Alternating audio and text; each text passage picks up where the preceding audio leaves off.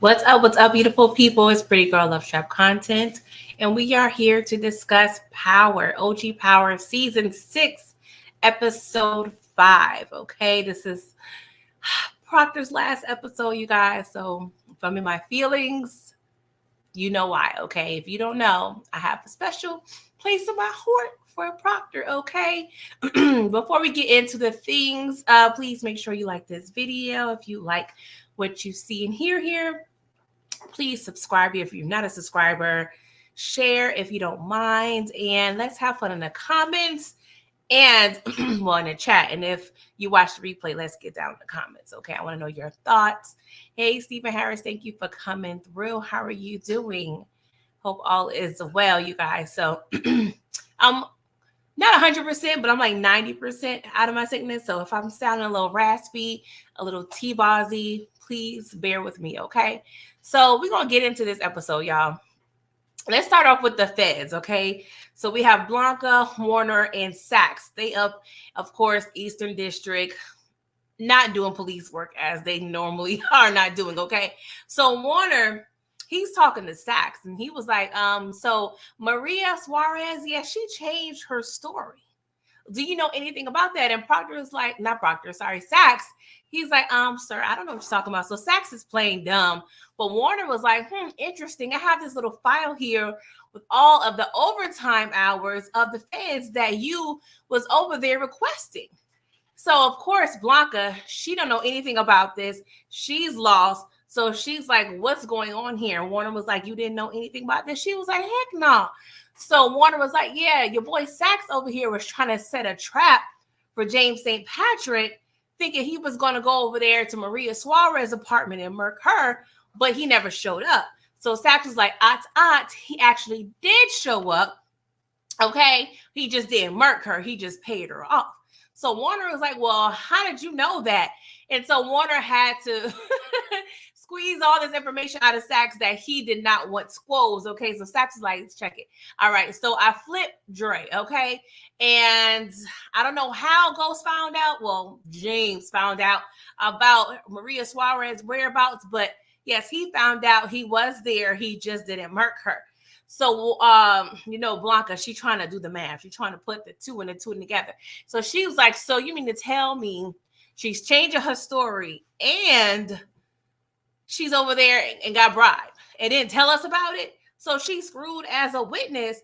And Saxe, he's reassuring them like, nah, we still cool. I got Proctor's ex-wife, Lindsay. She's got, a little custody situation with him.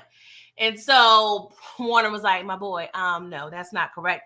Lindsay actually OD'd last night and Proctor called it in. And so Blanca was like, that's quite peculiar. Like, what's going on there? Warner was like, I don't know, but I'm about to roll over there and talk to Proctor about it. And Saxe was raising his hand like, please, can I come with? Can I tag along? And Warner was like, all right, cool. You can go ahead and tag along, right? So what's up, DeMarcus? Thank you for coming through. So Warner and Proctor, Warner and Saxe arrive at Proctor's house. So they're questioning Proctor about Lindsay. And Proctor was like, sorry, my sister should have told you I'm on bereavement because, my ex-wife, she croaked. And of course, Warner was trying to dig, but Proctor, he's on that deny. Okay, that's all we got to do over here. So they realized they're not going to get anything out of Proctor regarding Lindsay. So they started questioning him about Maria and telling him that she's changing her story. She actually did see the person. And, they're trying to make Proctor scared. Like, hey, your client over there is about to go down. Of course, Proctor ain't trying to hear it. But Saxe talking about it was a long ride over here. I need to tinkle. I need to use your bathroom. And Proctor was like, sir, no. And Saxe was like, sir, I really gotta go. I can actually go right here in the living room if you want me to. So Proctor was like, all right, go ahead, just use the facilities. And I'm like, Proctor, this is no. I don't know because Proctor got so much going on and he's slacking. But no, absolutely, positively, you're not letting this fat up in your house to roam around and you're not watching him like a hawk. Like, that was mad aggravating. So Saxe was able to go ahead and find Elisa's Marie book bag, and he was able to confiscate the Bug back. I was so aggravated. I'm like, Saxe, you are so lucky, low key. But Proctor, you aggravated me because you're normally on your P's and Q's. I would have told Saxe to go in there what a typical New Yorker would do and go behind the alley and go behind some cars or something. Like, you a man, you could pee wherever you need to pee. You don't need to be in my house doing all that. Like, that's not gonna work. Like, low key, if Saxe wanted to put a wire or bug Proctor's home, that was his prime opportunity to do that. So that's my mind is blown that he was able to be up in Proctor's house like that, and Proctor just not paying no mind, no attention, right? That really teed me up. So Proctor, the next day, he goes and meets with Dre, and he's questioning Dre, like, Dre, I need information on James. Like, what is the holdup? And Dre was like, sir, I don't have anything yet. So he was like, I got something that'll jog your memory. So we see about maybe 6 yards away, Dre's daughter over there crying with the window down in a little van. So Dre was like, yo, this is too much. Like, you over here, you got my daughter over here in danger. Like, I can't with you. So Saxe is like, well, maybe you'll have some sense of urgency now in regards to the situation with Ghost. So Dre goes back to Truth and asks Ghost to be in on his little whatever he got going on with James. Sorry, not James, with Jason. So Ghost is like, bro, I don't have nothing going on with Jason. Jason actually wanted me to be a part of his team, but I declined. So Dre was like, you really declined? Like, that Serbian fool is crazy. He let you do that? Well, Ghost was like, well, he's actually looking for a distributor and he wants me to help find a replacement. And Dre was, of course, his hands up. He was like, I'll do it. Ghost was like, okay, sir, we got to think about this. You working with Saxe. So if Saxe find out you working with Jason, you going to prison. If Jason find out you working with Saxe, we gonna be dead. So that ain't gonna work. So Dre was like, true. But honestly, this is all a setup and manipulation by Ghost, because not in that conversation between Ghost and Jason mentioned Jason requesting a replacement for Tommy. Now, Jason proposition goes to off Tommy, you know what I'm saying? And not off Tommy, like Jason was playing with Tommy and Ghost the whole time. But not one time did Jason explain to Ghost he wants a replacement and that person not be you.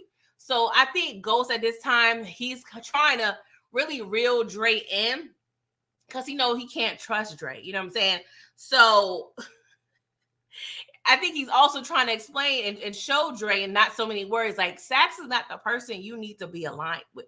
You know what I'm saying? He's trying to make Dre seem like working with Saxe is a bad idea and is not going to be beneficial to you at all. And he even said, like, well, looks like Saxe got you in another blender.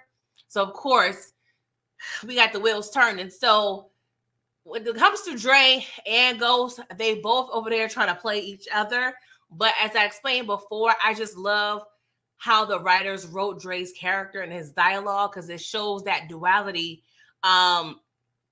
Because Dre is always multitasking and is always, serving multiple purposes with one conversation, because he just got pressured from Saxe to get information on James, right? So he's doing that, but he also really wants to be back in the game. He's always been trying to get on top. So him asking to be put in with Jason actually serves two purposes. Now, how do Dre think he can really do this successfully? I'm sure he's a little, deranged. He thinks that's possible. He's giving Ghost a little bit. He's a little cuckoo for Cocoa Puffs, if you ask me. So Proctor, he had visitors, right? Warner and Saxe. So he goes to Truth, okay, because everybody up and through Truth back and forth. And he asks Ghost, like, yo, what happened with Maria Suarez? Fill me in, sir. And so Ghost was like, hey, don't worry about that. Proctor was like, no, sir, we need to worry about that because she is going to testify you. She's going to testify. She saw y'all's faces. So I must stress the sense of urgency. She got to go ASAP to the pronto. But Ghost was like, no, I'm not going to do anything to her. Tommy put her in this whole situation. She's innocent. I'm not doing anything. I just try to pay her off and give her another option. And Proctor was like, bruh, like, you're not understanding. We all have something to lose. Like, she got to go. And so now we're seeing more and more Proctor turning. Like, he's always been dirty on some level, but now, like, he's in the thick of it, right? And I think the writers are writing him this way because we are preparing for us to be able to be okay with and justify on some level his demise, right? Because one thing about Proctor, he didn't really get his hands dirty in terms of murking people or ordering the murking of people. Now we see, he had a hand in Lindsay, and he's willing to off another woman or have another woman off. Like, he's trying to orchestrate all of this. And the fact that Ghost is over there not trying to murk nobody, because we already know he don't have no problem murking not one soul. But the writers have been very careful to make sure Ghost does not murk any women. Like, that's something I don't think him nor Tariq is ever going to do. Now, the jury's still out on Tariq, but I can't see that happening because just how they write the show, right? So Proctor, he leaves Truth upset. He out of options. No, he ain't. Guess who he calls? He calls Tommy, the person he fears the most. And so he calls a meeting with Tommy. Tommy greets him with the little knife he put on the neck, right?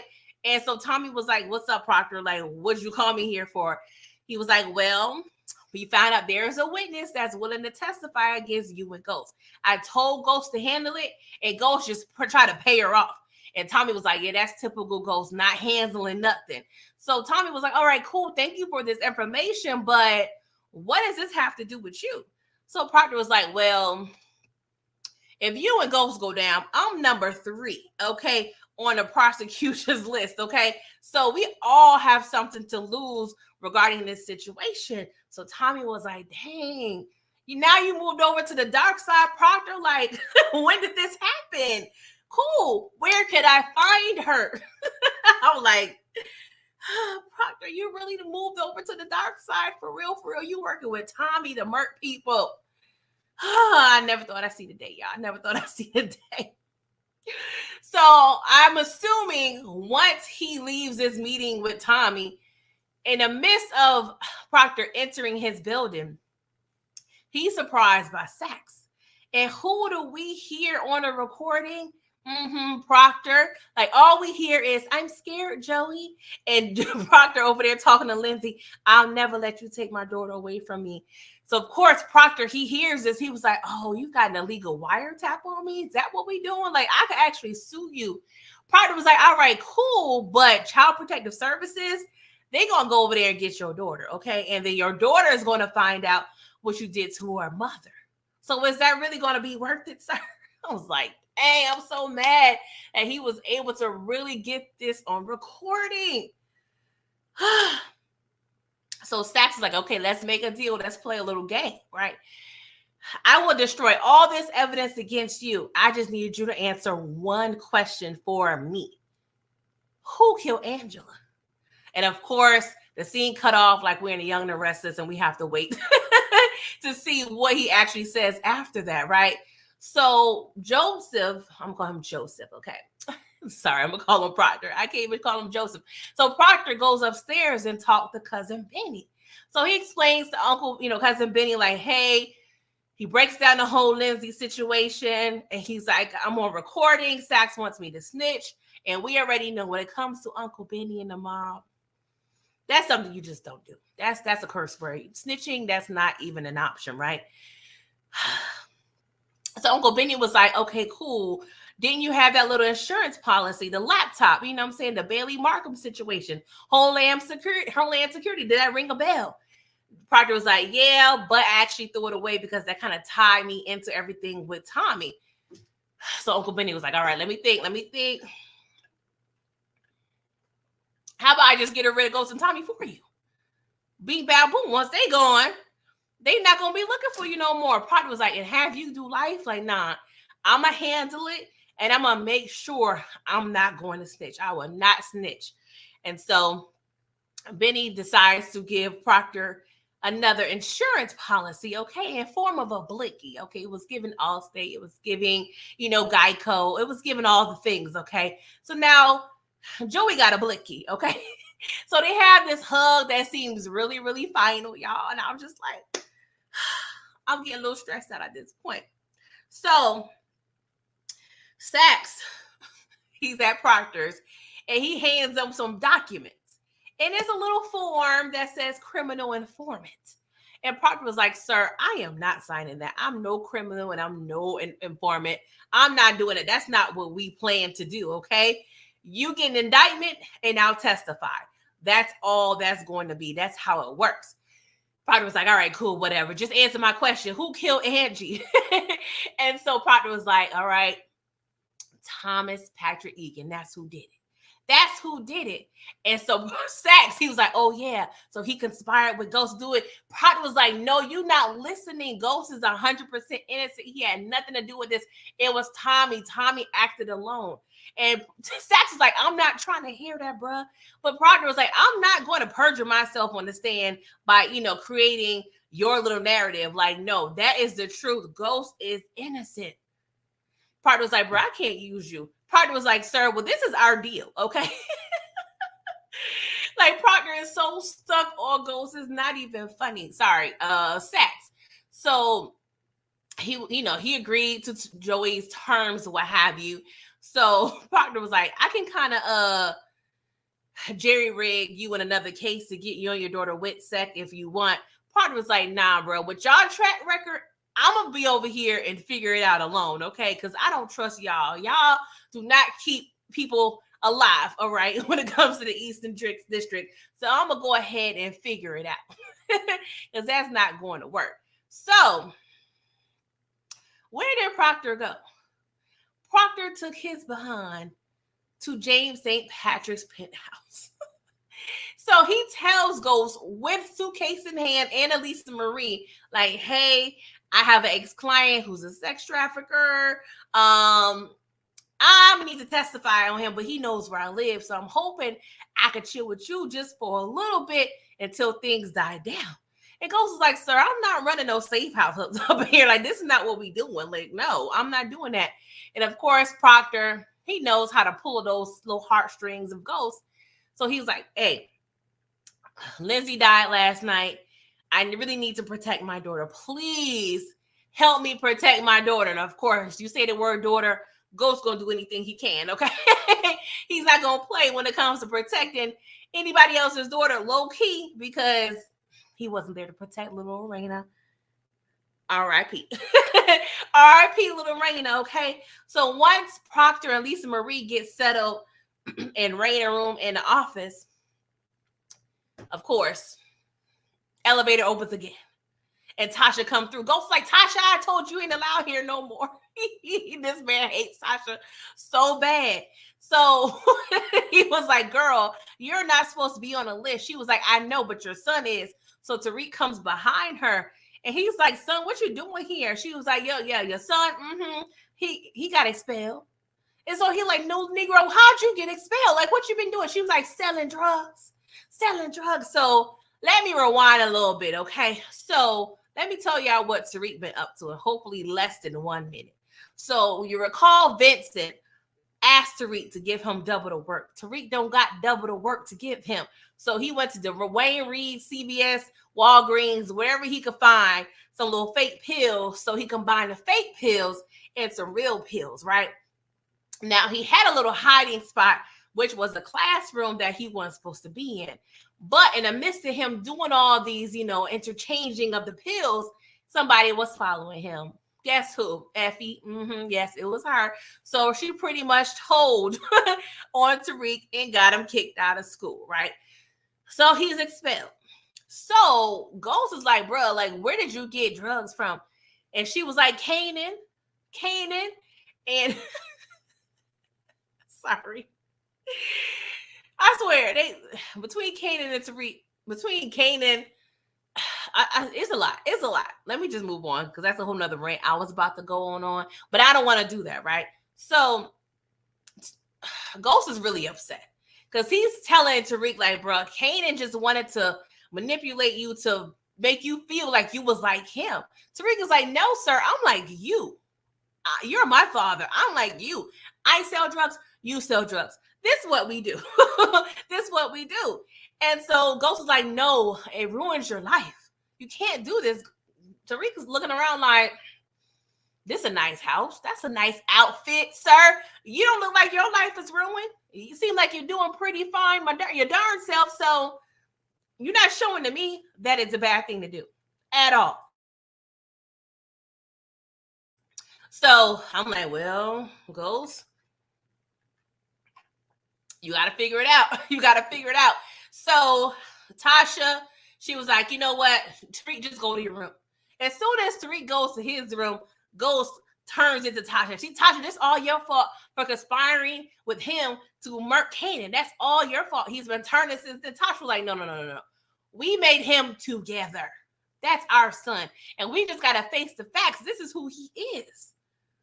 This is what he wants to be. And of course, Ghost refuses to even fathom that. He's really not trying to hear that at all, right?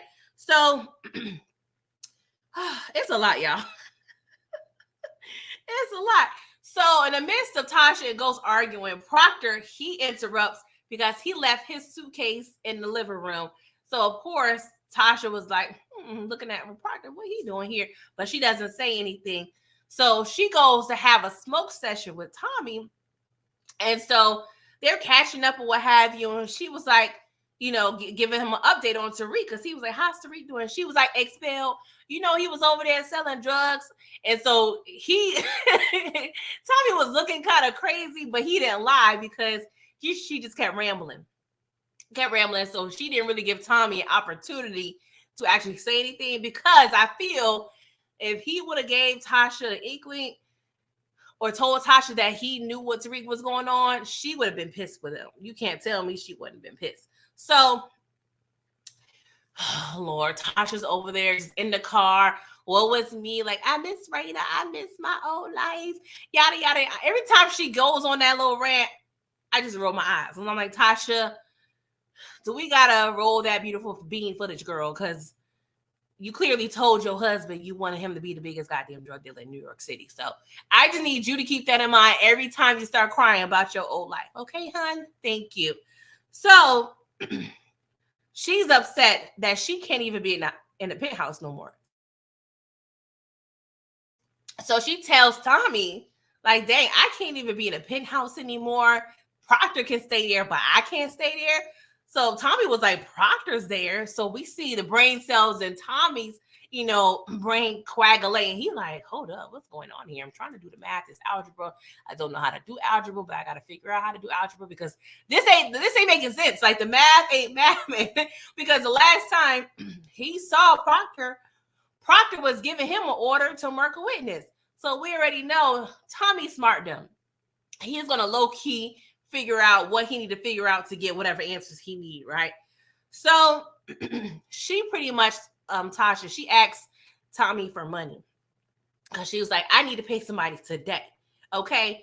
And he was like, well, Keisha wasn't happy about y'all's interaction earlier that day because Keisha and Tasha saw each other in a department store. Not sure which department store, but Saks with that Fifth Avenue. We don't know. Nordstrom's could have been one of those, Neiman Marcus is definitely one of the stores that sells Versace and everything, right? So Tasha, she hard up for money. So I guess she was trying to return clothes without a receipt, or it's been passed the little return policy. So Keisha kind of enters the situation at the tail end. And it was kind of embarrassing. The world's definitely turned because Keisha's over there, Versace, with her little bags. Was like, looking like you need a little help, Tasha. So they're kind of going back and forth, trading spats.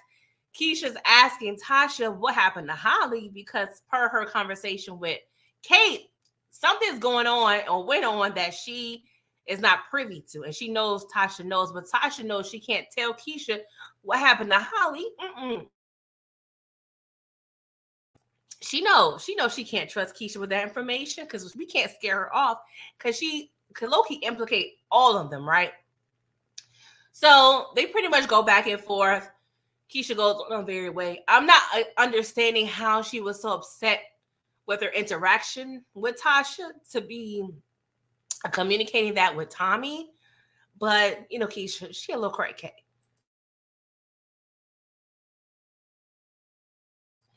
All right, y'all. Sorry, I'm getting a little coughing spat, so please bear with me, right? So, earlier that episode, Tommy offered to give Tasha money to help out, right? But Tasha was like, that's just temporary. I'm going to need to wash or clean money because that's long term. So now when they revisit the conversation, Tommy declines. He's like, I can kind of help you out. One, I got to tell Keisha. Two, I can't clean money through your daycare. I got to do it through Keisha. I can't lie to her. And Tasha was like, dang. Is that P that good? You remember you felt the same way about Holly. I was like, see, this is where you messed up. This is where you messed up. Soon as Tommy heard Holly, what he do, he kicked Tasha the F out of that vehicle, okay? And so that's what I'm saying. You trying to ask for favors for people and you try to trigger them at the same time and it didn't go the way you thought it was going to go. And so she was a little thrown away. Like she was, because her pearls, like, you kicking me out? You kicking me out? So now we're really seeing a shift in the family because that's one relationship that never really had any hiccups or any issues. It was always Tasha and Tommy, regardless what went on with Ghost. The kids, they was always cool. Always cool for the most part. DeMarcus, you said Tasha be talking too much. That is facts. You ain't lied there. Not at all. Okay, you don't block your blessing, Tasha. Talking too darn much. Okay. So, y'all, when he kicked Tasha out of the car, he did say, hey, I got something I got to do. Okay. So we see him doing the something he got to do. Because what he doing now, sneaking into Maria Suarez's apartment, sure did. And then he proceeded to go and hide in the closet because he heard a little door opening.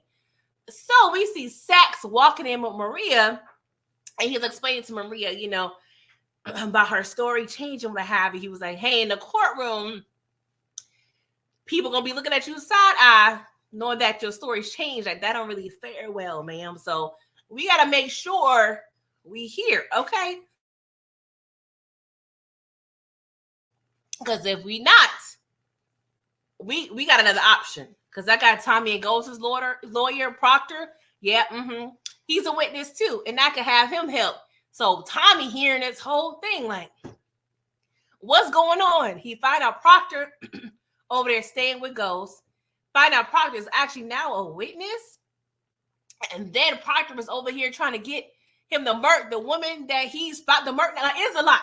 It's a lot. So, that's probably an overload in Proctor's brain. Like, hold up. Like, it's overheating. Like, what we doing here? Mind you,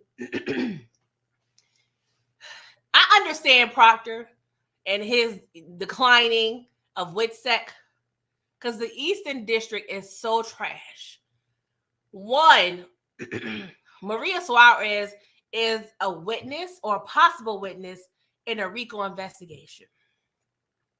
Why are y'all just casually going in and out of her apartment? It doesn't seem like she has any police detail outside.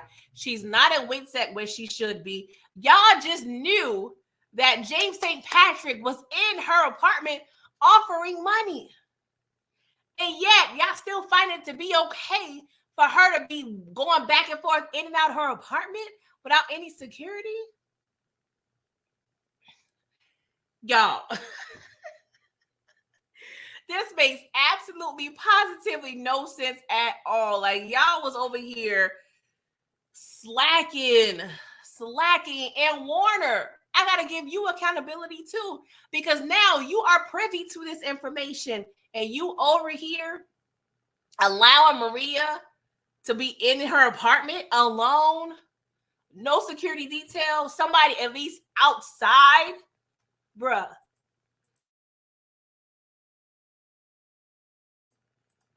What is it? A hot ass mess. That's what it is. So, of course, Tommy hears all this, processing all this information. 1 second, guys. Ooh. Let me give me a cough drop. Maybe that can help y'all. Ooh, because this sickness had your girl in the chokehold. And I thought I was good to be able to talk live for about an hour. Maybe not, but it's okay.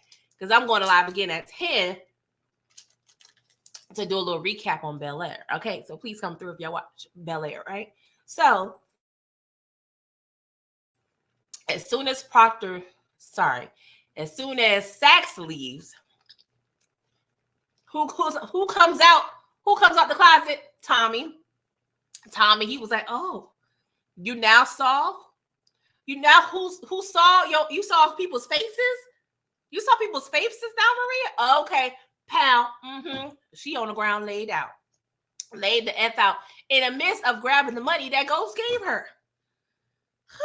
It's too much.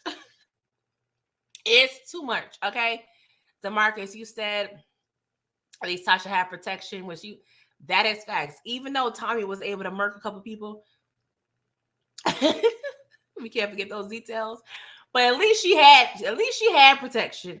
It was weak protection nonetheless. Okay, so oh Lord, let me Tommy on a roll tonight. Let's just say this: he on a roll and he ain't done. Because after he murks Maria, he got more things in store, right? So next thing we hear Proctor on the phone. He at the penthouse. He's at the penthouse talking to cousin Benny.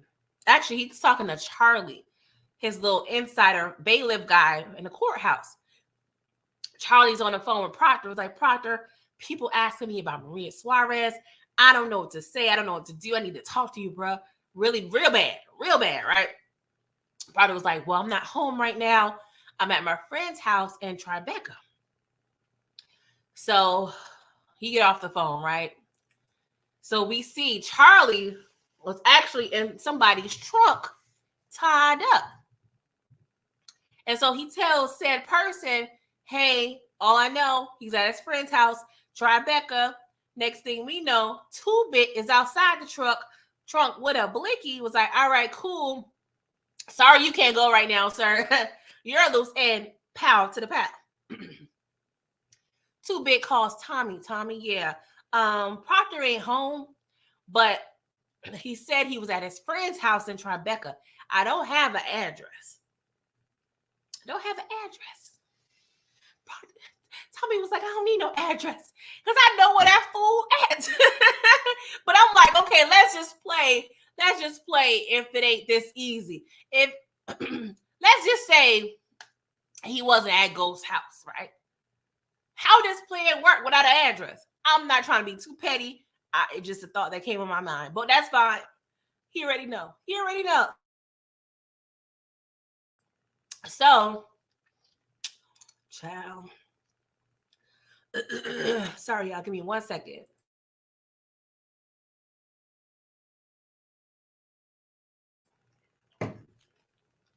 Struggling.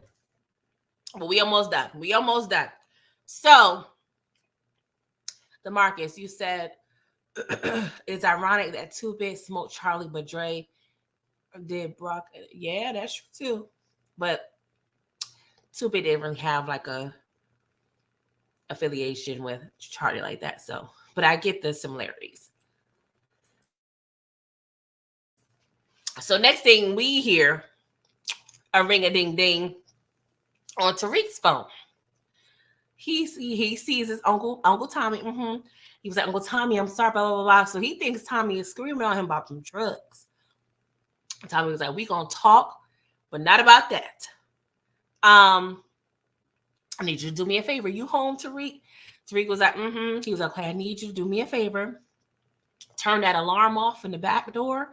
Leave that back door open and get the F out of Dodge. Tariq was like, well, I thought he was going to give me the heads up if you're trying to murk my daddy. I said, oh, now he your dad. He been ghost the whole freaking past 2 months. Now he your daddy, Tariq. Get out my face. But Tariq was like, all right, because he low-key owed Tommy. He owed Tommy a couple favors, right? So Tariq is about to go. He heading out in the hallway. He hear he like, what the hell is this coming from Raina room? I would have been spooked out of my mind, right? He opened the door. It's Elise Marie Proctor over there crying in Raina's room, looking at pictures of her and her mommy. And so Tariq was like, I'm sorry, I didn't think anyone was here. And that just drives me crazy because it's like, don't get me wrong. Don't get me wrong. It's a whole penthouse. But there's no way I'm not going to be knowing who up in and out my house. Like, I'm sorry. I don't care. Teenager or not. I'm going to know who up in and out my house. The penthouse wasn't that big. But she was like, I'm sorry. Was I too loud? You know, I'm sorry. I'm going through emotional day right now. Yeah, your dad said you was at school. Sorry, I didn't know you was here. I'm Lisa Marie Proctor. Your dad is letting my dad and me stay here for a little bit. Tariq was like, all right, cool. Well, I'm about to go get some ice cream. You want to come with? She was like, nah, I'm like ice cream. I'm like, you don't like ice cream? You don't like ice cream? Like Elisa Marie, like, girl, what we doing? What kind of childhood did you have, ma'am? I don't understand. So Tariq, he was saying the same thing, like, girl, what? Well, you don't like ice cream? All right, cool. So how about some hot chocolate? Marshmallows, the work. She was like, that sound better. So he take her out, make sure the door is open and the alarm is off. Child.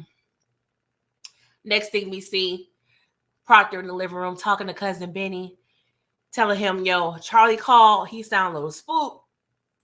I need you to check on him. Benny was like, cool. He may just want a little more bread, right? You know, be a little more funds, right? So Benny was like, all right, I'm going to handle Charlie. But you have a safe trip, cuz. He said, call me when you get back in town. So it seems as though Proctor's plan is to leave town. But my question is, why did you feel the need to stay at Ghost House at all?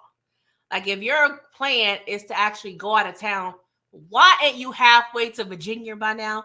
Like, I just don't understand that. Of course, for dramatics, we have to have things how they played out. But I just needed to be justified why Proctor took all this time to be at Ghost House and seek solace, whatever you want to call it, with Ghost, and your plan is to leave town. Like, it doesn't make sense at all. You know what I'm saying? And we already know it makes sense. The reason why he's at Ghost's house is because he probably feels the safest there, right? Tommy won't be able to get to him there. But still, if your ultimate plan was to leave town, why didn't you rent a car and leave town? Middle of the night, perfect. Actually, he got there in the daytime. Like, I don't understand that, but we just gonna move along. Because as soon as Proctor, sorry, y'all. Ooh, child. The coffin may increase because this scene right here, too much for my spirit. Oh God, I need a moment, guys.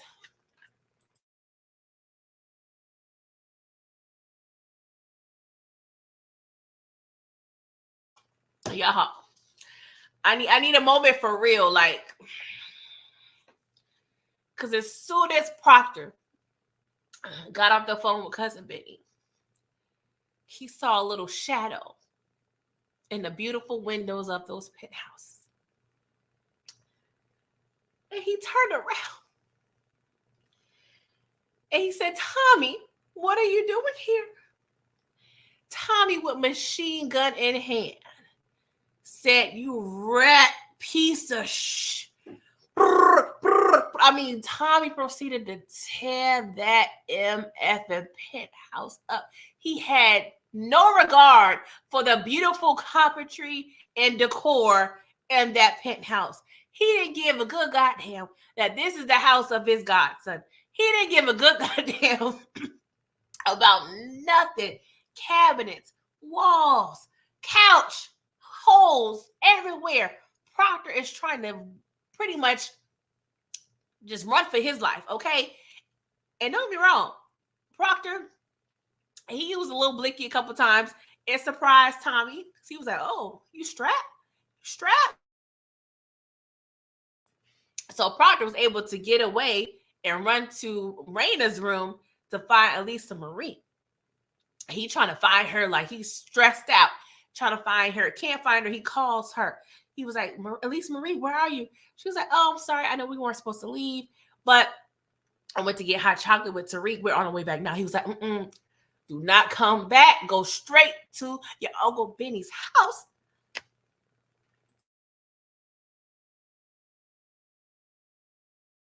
Child. She was like, why, Daddy? Why? He was like, babe, just do what I say. She know that I love you. She was like, am I going to see you again, Daddy? He was like, I don't think so. Almost took me out, guys. Almost took me out. So he gets off the phone with her and he barricades himself in the room. Mattress, dressers, try to put everything in front of the door.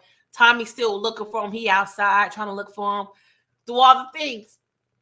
So in the midst of Proctor barricading himself, he's making a lot of noise. So Tommy, he's able to kind of locate where Proctor is. So he's over there blasting. Meanwhile, when Proctor was on the phone with Lisa Marie can hear the gunshots.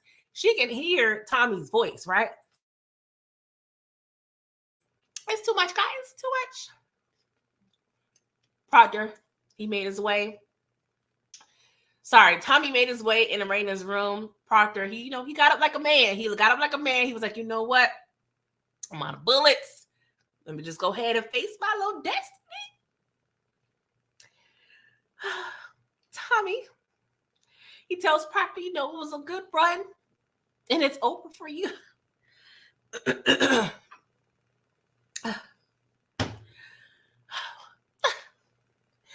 Actually, Proctor did say it's not over, and Proctor said it's over for you. And then he proceeded to burn Proctor. Moment of silence.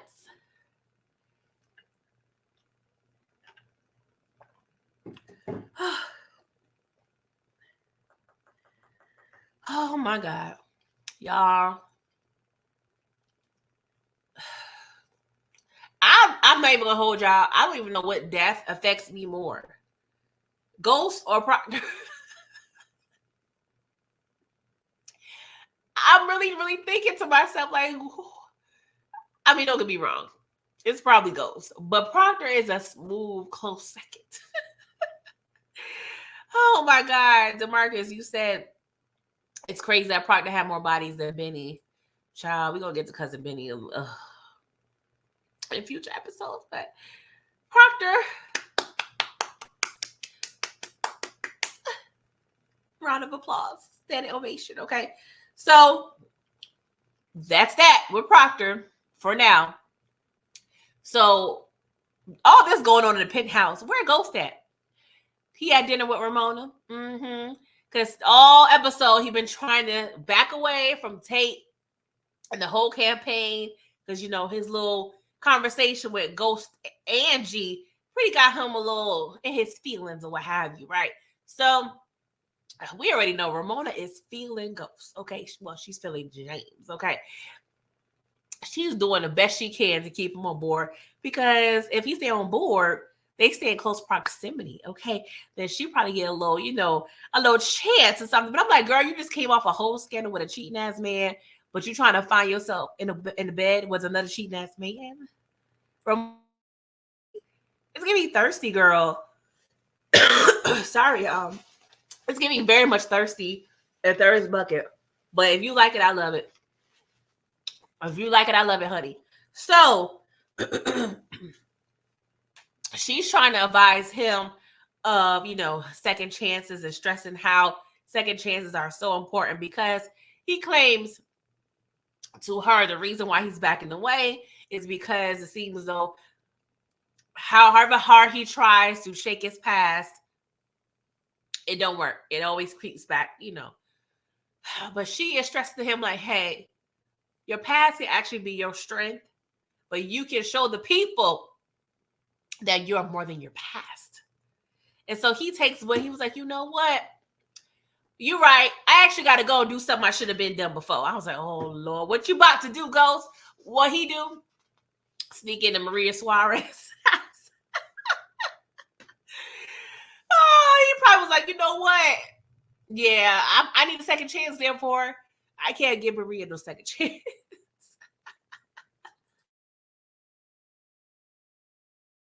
A hot ass mess. But of course, Tommy already did the job. Easy for him. She had a little envelope that Ghost gave her on the side of the floor. He politely picked that evidence up, put it in his pocket, went back home. He comes home to a police bullet-ridden situation, okay? He's spazzing out like, what's going on? Where's my son? Yada, yada, yada. Of course, New York's favorite feds is there, Blanca and Saxe.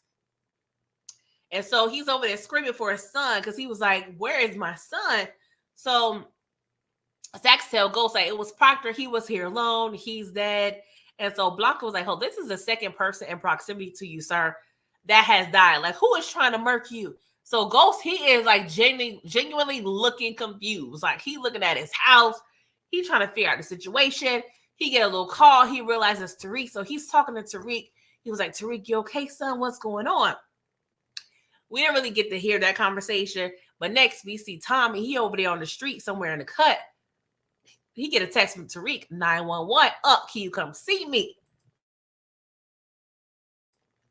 Next thing we see, Ghost and Tommy over there at Coney Island, and they see each other, and Tommy was like, see, I knew it was you. I knew you were trying to set me up. Ghost like, I'm not trying to set you up. Vincent appears. He's like, it was me. Me, oh, Lord, standing in me in prayer. Yes, it was me. I set y'all up. Because you know what had happened? Your son, Ghost, your godson, Tommy, yeah, he messed with the integrity of my organization. So I need y'all to pay up. I need y'all to come up with $2 million in 24 hours. Or your son is going to be out of here. Okay, you're going to be planning a whole nother funeral. So, of course, Ghost is like, bruh, I know my son ain't moved $2 million away for you. I know he do all that. Vincent was like, yes, true, but a lot of that is interest. I said, what kind of interest rate is this, Vincent? You just as worse as Nightmare Light Skin Street on book 2. Charging people arm and a leg for extra work. Like, what we doing here? Oh my God, Vincent. Oh, this is where he took a turn. Like, sir, yeah, you doing way too much. Doing way too much. Too much overtime. Stevie, you said keep Kanan alive and have him MEB. Maybe I'm not getting this, Steven. Maybe I don't know if you made an error or not, but please correct it if you can. So that's how the episode ends, guys. Now, Ghost and Tommy got to work together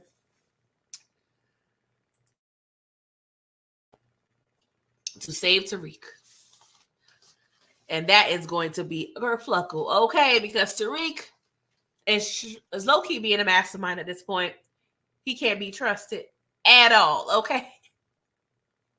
But thank y'all so much for coming through this review. I'm sorry I didn't anticipate me coughing and what have you.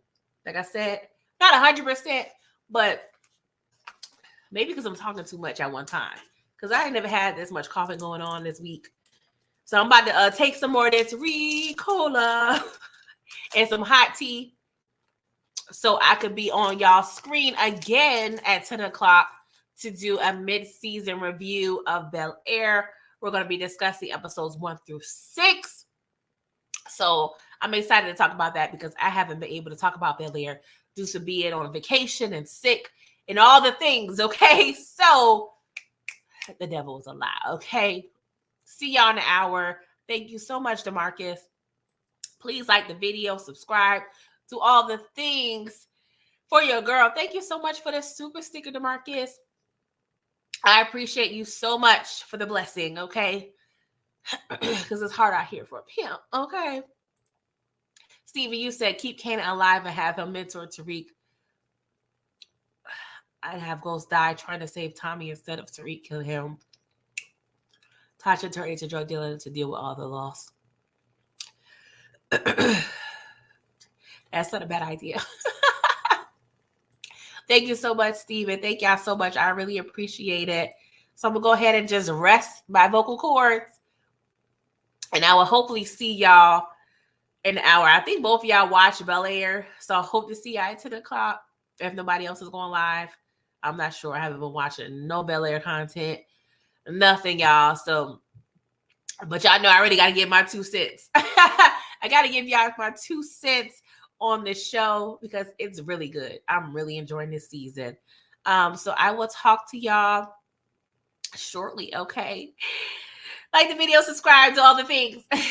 Toodles.